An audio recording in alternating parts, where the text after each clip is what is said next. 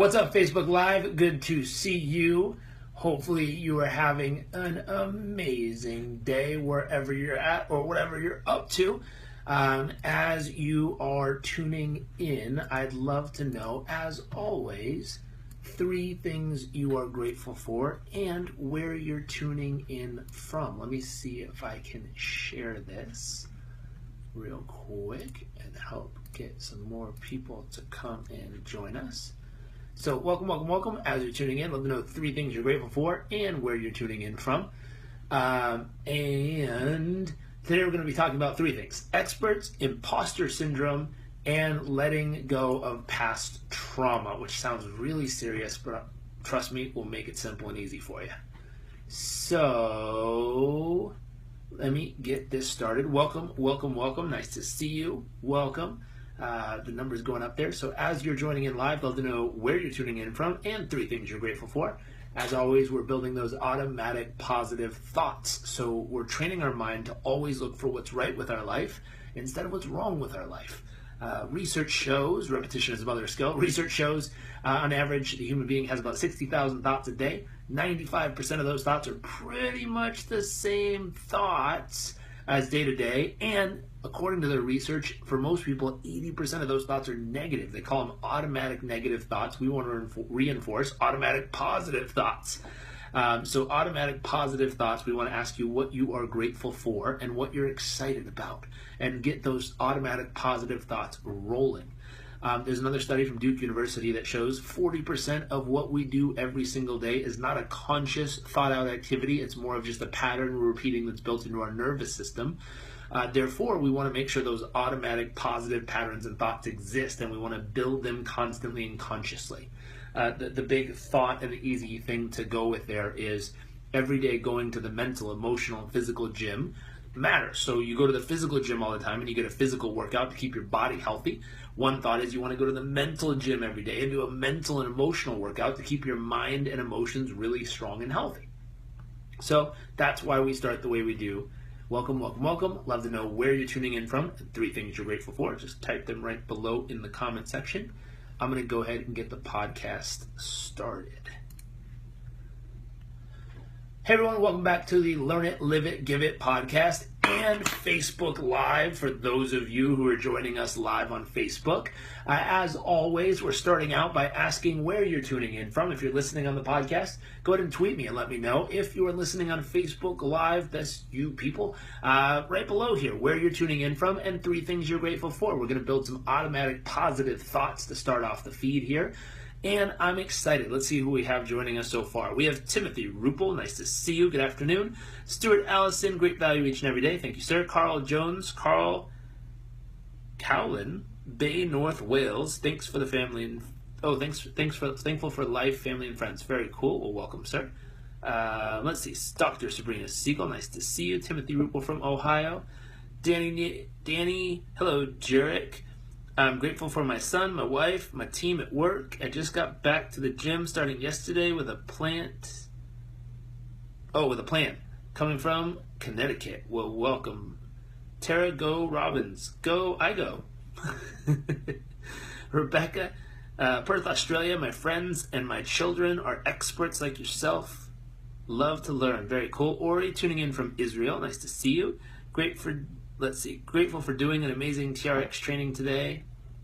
See more. Grateful for decisions I made today. Grateful for people I've interacted with today. Very cool. Consetta, nice to see you. I'm going back to bed, but I'll listen in Italy. It's 11 o'clock. Okay, well, thank you for tuning back in. Hopefully you enjoy it when you listen. Tara, Northern California. Grateful for people like us working on self. My friends, my cat, Gamby. Cool name. Garrett, aloha from Maui. Welcome and aloha. So, as you see, people are tuning in. Thank you for telling me where you're tuning in from.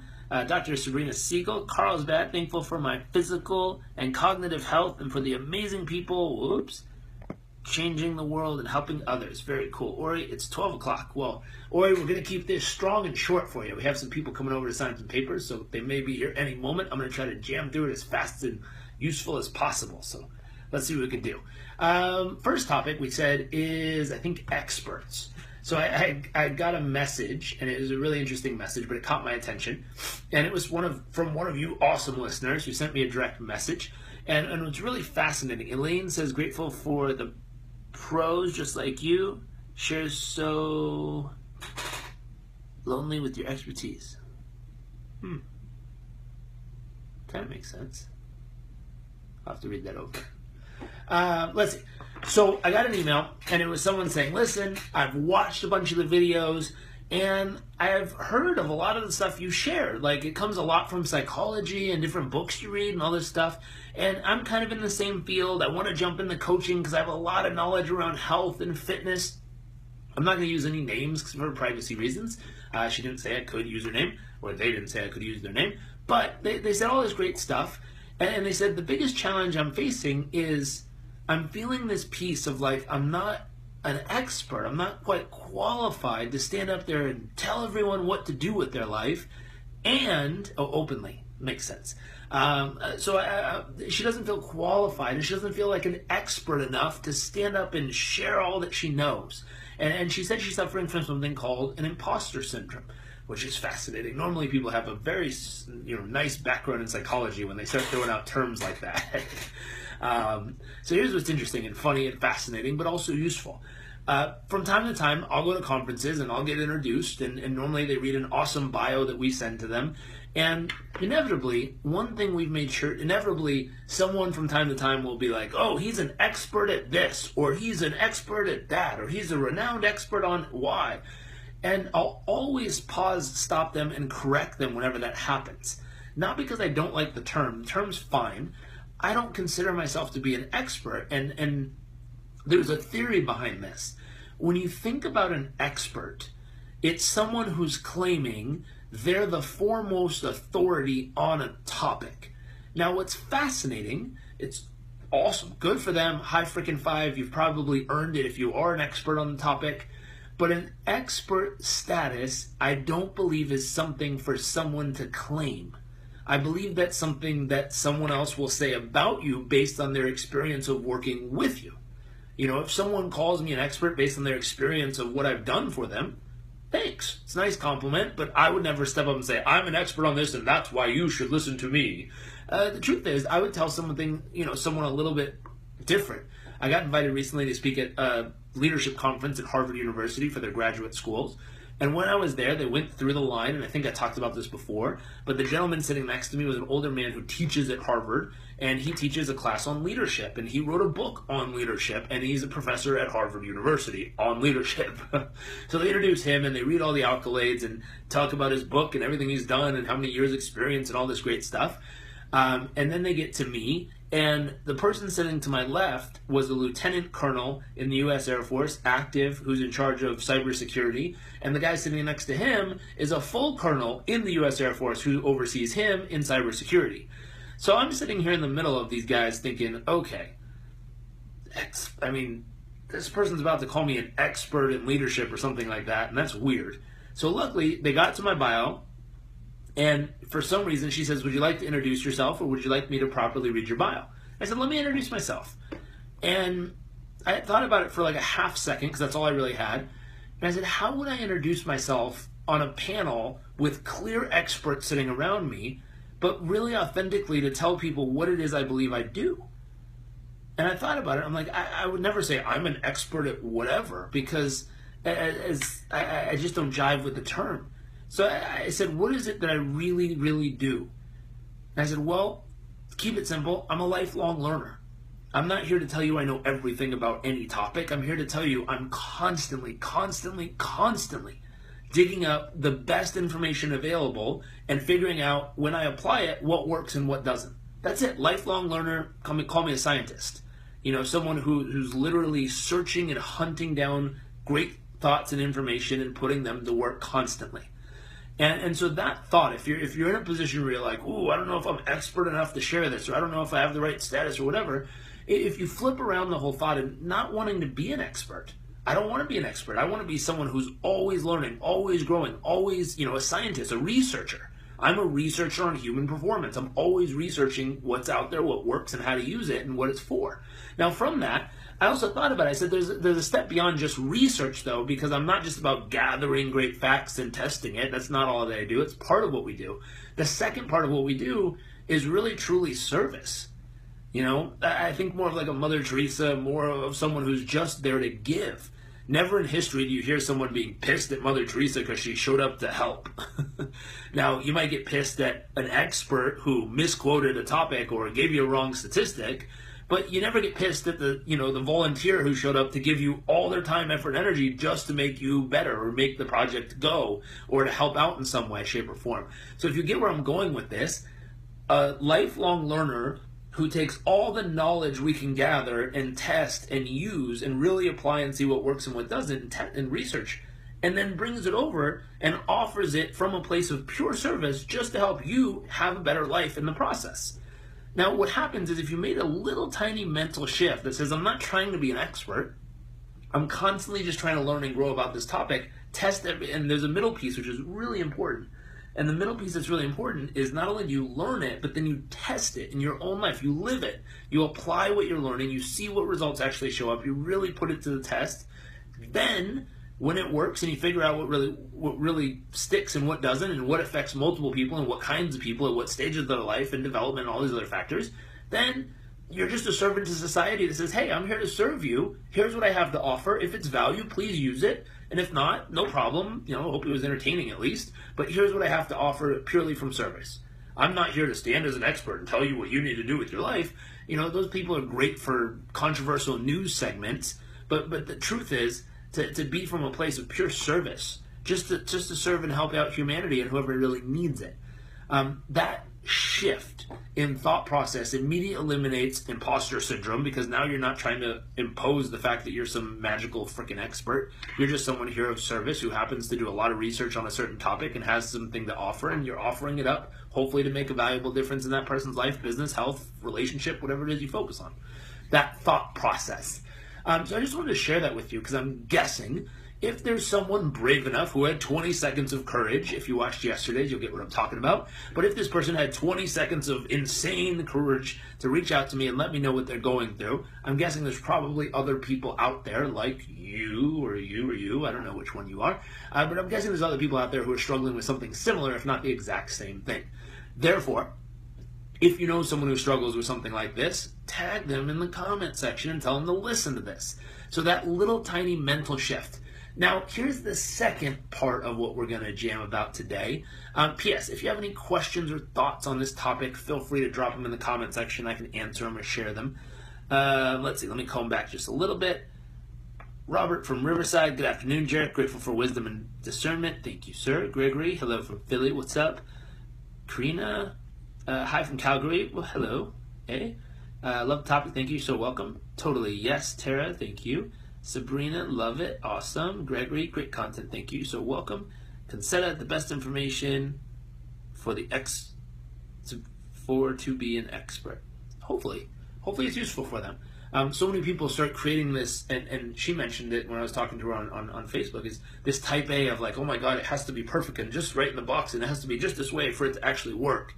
Versus really saying, listen, I'm not trying to be an expert. I'm a constant learner. I'm going to test it out. I'm going to figure out what works. Based on that, I'm going to come as a service provider or a servant to society to serve you, to help you, and to give you what I have, and hopefully it's of great use to you to help you get the results you're after. You're welcome. That's all I have. And it's easy peasy, and it takes off the pressure of having to know it all or be so great and all this other junk. You can drop all that pressure, drop all that thought and baggage that comes with the expert title. Just be yourself, show up, show them what you have, and show them how to use it. Lori says, love it. Had the same exact thoughts before. No expert, lifelong learner, and a servant. Yes, very cool. Very cool. So the next piece that came up was someone I was talking to, a different person, and they talked about, thank you, you're so welcome. They talked about having some trauma that went on in their life, like deep trauma that's existed for a significant period of time. And so trauma can exist in so many ways in people's nervous systems, and I don't think necessarily trauma is a bad thing. Sometimes trauma shapes us to become who we are, and it prepares us for stuff in the future. It sounds bad just by the word and the connotations and meaning we associate to it, but the truth is, you can go through a traumatic experience and come out a better human being because of it. And as long as you associate the right meaning, if you've ever read, what is it, Nietzsche or A Man's Search for Meaning. So Viktor Frankl, it talks about the will to meaning instead of the will to live, but the will to meaning. So the whole purpose of life in his eyes is find a powerful meaning to associate to what happens, and that frees you and that gives you a great experience no matter what happens. So if you've ever read his story, A Man's Search for Meaning, he's literally put through a whole concentration camp and comes out with an empowering meaning that allows him to find purpose in it all and allows him to find inspiration to drive forth a beautiful message into the world based on having to go through such a traumatic experience. What a beautiful way to use what happened to magnify greatness in the world and make a powerful, positive difference. Let's see, I think that part of being a real expert in by constantly keep learning, can't you agree? Of course. And I just have my own challenge with the word expert, because my thought, the expert constraints you into, now you're put on a pedestal and you have to act a certain way and look a certain way and show up in a certain way and be a certain way, at least in some people's perceptions. And so what happens is when you take the title expert off and you put a title servant, just here to help and serve and give, all of a sudden someone's mind goes, oh, a servant isn't supposed to look a certain way or act a certain way or show up a certain way. They're just here to help. Oh, that's nice. Versus when you put expert on it, people, you have a different thought of what an expert looks like, sounds like, acts like, shows up like. All these perceptions many people have of what they think an expert is and what it's not. So if you change the identity in which you show up as, it takes all the pressure off of trying to perfectly fit into every single person's box in all these different ways and allows you to just show up and give. And so, Ori, that's part of why the suggestion there of shifting from an expert to someone who's just there to be of service, because it takes away the, presuppositions of what people assume you're supposed to show up like, and all those assumptions drop. Now you can just show up and be yourself and give everything you got the best you can. That's the under piece. So, going back to this trauma piece, starting off with A Man's Search for Meaning. Thank you for everyone who's sharing this. I really appreciate it. I keep seeing a little pop-up come on one of my screens here, and thank you for all those little thumbs. Now I understand. Got it. Glad it helped. So Man's Search for Meaning is the first place to start. When trauma happens in your life, one of the greatest gifts you can give yourself is to look back at it and find an empowering meaning. Find a meaning that's worth associating to it that allows you to have freedom, allows you to feel better because of it, and allows you to become stronger for the future of life or whatever it is you're working on or preparing for. That ability to transcend a traumatic experience into something that now serves you is one of the greatest gifts and freedoms you'll ever experience if you've been through one. That's the first step. So, Man's Search for Meaning, great example of that. It's called Logotherapy. And in that book, he talks about attaching positive, powerful, purposeful meanings to traumatic situations that give you that freedom back. And really, truly, he says, life is anything you decide to make it mean. So the meaning is what causes it. Now, there's a awesome group that, thank you for doing these every day. You're so welcome. Good to see you, Janice. Welcome. So there's an awesome group called, originally they were called Oneness University. Now I believe it's One World Academy.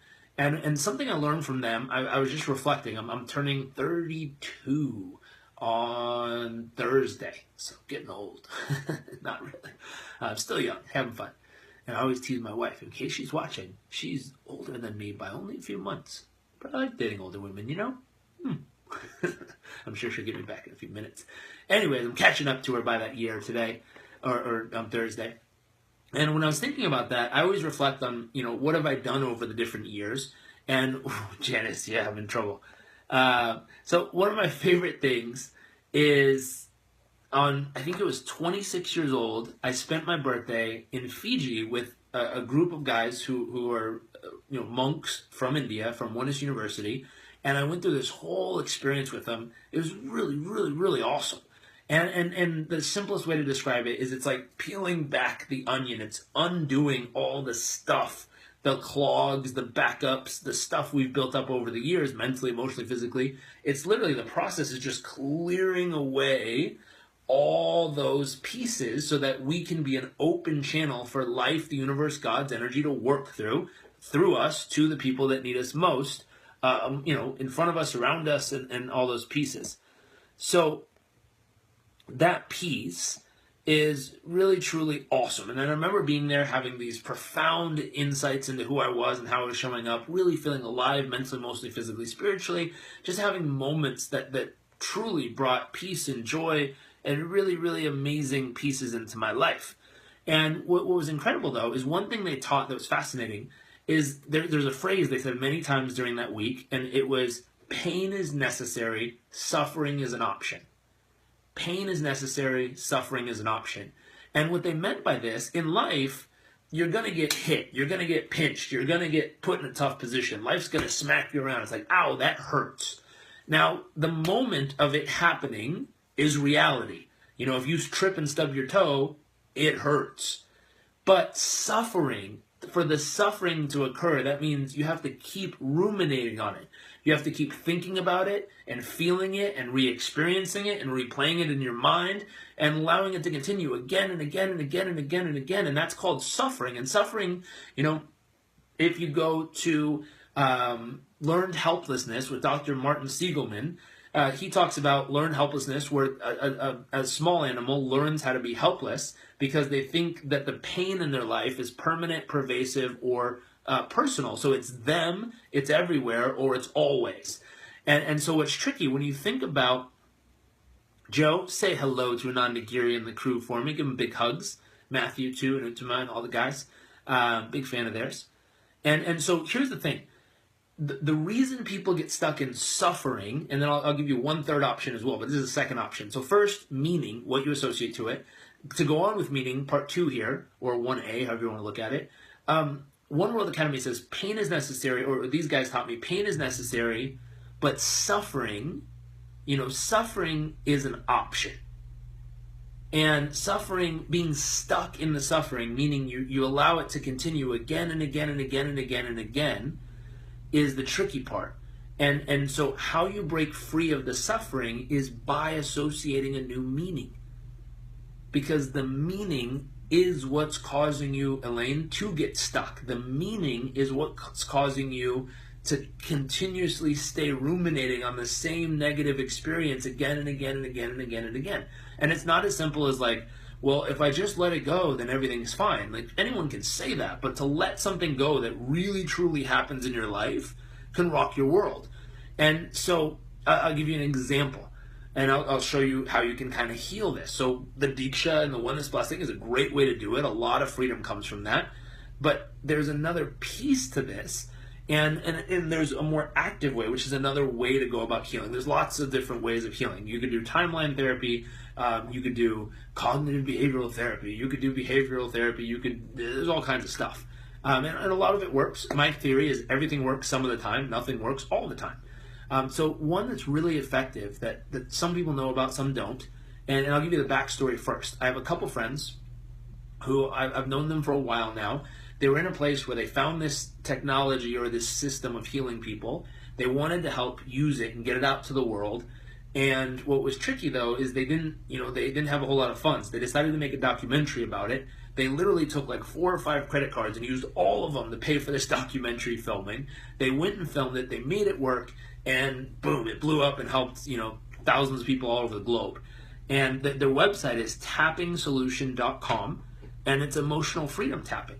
Now, one of my favorite projects that they've put together and worked on was in Rwanda when the genocide happened. They did something absolutely amazing. They went and found people who had real trauma in their life. And real trauma meaning there was a young girl, I think she was a teenager at the time, and her village got attacked. She ran up into the hills in the tall grass, laid down in the tall grass to hide from these people who literally with machetes butchered her entire friends, family, community right in front of her eyes. Now, if I were to toss out the word trauma, I think this qualifies. Because to see your entire family, friends, relatives, and everyone you know literally get butchered by a machete in front of your eyes as a teenager, that'll cause some trauma and damage mentally, emotionally, and physically for most people. And what's fascinating is somehow this young girl crossed paths with my friends who do emotional freedom tapping, and they showed her how to do it to release the trauma from her physical self. And it was amazing. It really helped her. It freed her emotionally. They helped her find empowering meanings. They helped her come up with a way to use what's happened to serve the planet so she feels that she has a purpose and a meaningful existence. I saw that sad face. I was definitely sad too when I heard this. And so what happened is she's created a nonprofit with other young people that literally goes around and finds young people who've gone through significant trauma and takes the emotional freedom tapping that they know, the sessions, and they help these young people go through it to heal them. It is beautiful, beautiful what they're doing. They've taken something that could have been easily suffering in their life. They could have ruminated on these bad things their whole life and talked about how everything's wrong and everything's horrible and people are evil and life is unfair and all this stuff, and no one would have said anything different. They're like, shit, yeah, I mean, you went through it. Oh, wow, sorry about that. Like, people wouldn't argue with them if they went through this. Oh, I gotta get going. There's some papers to sign downstairs. So people wouldn't argue with them. They would have just said, man, I know how you feel. But instead, someone stepped up and they showed them how they could heal, showed them how they could find an empowering meeting, showed them a tool they could use in the moment to free themselves from this trauma, to release it, and then they helped them find a purpose behind it to go serve other young people and help them heal. And it's not just young people, but that's their focus, other young people who've had trauma. And so that thought process, Elaine, great contrast story. Yeah, talk about suffering. They chose not to suffer. They chose to use it with a purposeful meaning and go make a powerful difference in the world. So that thought, if you want to check out that option, go to, I think it's, let me bring it up real quick. I think it's thetappingsolution.com. Hold on just a minute. I'm just wrapping this one up. Let's see, so THE, tapping, TAPPING, solution, SOLUTION.com, and it's awesome. And these are the Ortners, Jessica and Nick and everybody. They have awesome books on it. They have movies on it. They have free downloads on it, but it's absolutely wonderful. So that would be a great place to be able to learn and know this type of technology. It's wonderful, easy to use, easy to understand. And you can see some of their projects there. And if you Google Tapping Solution Rwanda, you'll see the video of the young girl who's out helping all these other people make a powerful difference in the world. It's beautiful. Now, before that, we talked about Oneness University or One World Academy. They're worth checking out because they have blessing givers or Diksha givers all over the world that if you have trauma, if you have pain, I'll tell you a quick story. I was doing a blessing group or a Diksha group in San Diego, doing it about once a month, and I'll never forget our first time there. It's kind of a Reiki, like energy transference type experience. It's beautiful. That's the closest thing to it, so I'll just give you something you can connect to. But here's what happened. I was doing this group where we'd come, we would do a chakra cleanse meditation for 40 minutes, and then we would do the blessing and share this energy with everybody. And it's not us giving them energy, it's us doing all the work to clear ourselves out and to be a vehicle for energy to go through. And what's fascinating, my friend who's a neurologist on here, Dr. Sabrina, it'd be interesting to check this out in a lab setting, and they've done it, where you take someone and you do the blessing with them, and what happens is their EKG and their EEG match up perfectly. So their brain waves and their heart waves are usually going at different rhythms and different beats. You have someone do a Diksha or a blessing experience, which is kind of like a meditation, and all of a sudden EEG and EKG start simultaneously in perfect synchronization. It's beautiful. It's amazing what happens, which causes someone to be at great peace, totally relaxed, and totally centered in the process. It's a really beautiful experience. So I was doing this in San Diego, and what happened was, long story short, one of my favorite experiences, a guy showed up, really tall, came in, he said, listen, if we're going to be sitting for more than 20 minutes, you might see me standing up in the back because I hurt my hip playing tennis years ago, and I literally get excruciating pain if I sit longer than 20 minutes at a time. And so it was really interesting. And I said, no problem, sit in the back. So we did a chakra cleanse, did a bunch of stuff like that, just chanting, meditation, chakra cleanse. And then after that, we did the blessing for everyone. And at the very end, he never stood up for some reason. At the very end, he raised his hand and he said, listen, when I drove here, I got to about 20 minutes in my car. I had to physically pull over, get out of the car, and because I had tears in my eyes because there was so much pain in my body, I couldn't sit for more than 20 minutes. I told you I wouldn't be able to sit. I just noticed I've been sitting for an hour and a half, and I have to tell you right now, I feel zero pain in my entire body. I don't know what this is, but I'll be back because this is awesome. Here's what's fascinating. I didn't have another one for like another month, did another session. He drove all the way back down, and he said, here's what's crazy. I'll tell you what happened. I went home. I had zero pain in my entire body for sitting, for standing, playing tennis. I did all kinds of stuff. Zero pain in my body for 2.5 weeks after you did it. After that, it started to build back up and kick back in. He's like, I don't know what happened, but there was a physiological release, so I'm back for some more. And I started laughing. I said, I don't know what happened either. We probably need a doctor to be able to come tell us what's actually going on here. But through that group, there's amazing, amazing, amazing stories. And this is just one little story that happened for me when I was, helping, being a practitioner there. But there's thousands of these stories all over the world of people having really miraculous experiences. So I'd highly recommend, looking up a group or a session or something going on. They have them all over the world. If you just Google your city name and then either Diksha or Oneness, Oneness Blessing, something like that, it'll come up and you'll see all these groups getting together doing it. Feels a little weird at first, worth checking out just as an option if you have trauma or pain you're trying to release. Great place to go just to find that connection and that total centeredness. I think that's it. I literally have to go. We have a notary downstairs with some papers to sign that are very important. So I hope you all have an amazing day, and I will see you all tomorrow. Bye.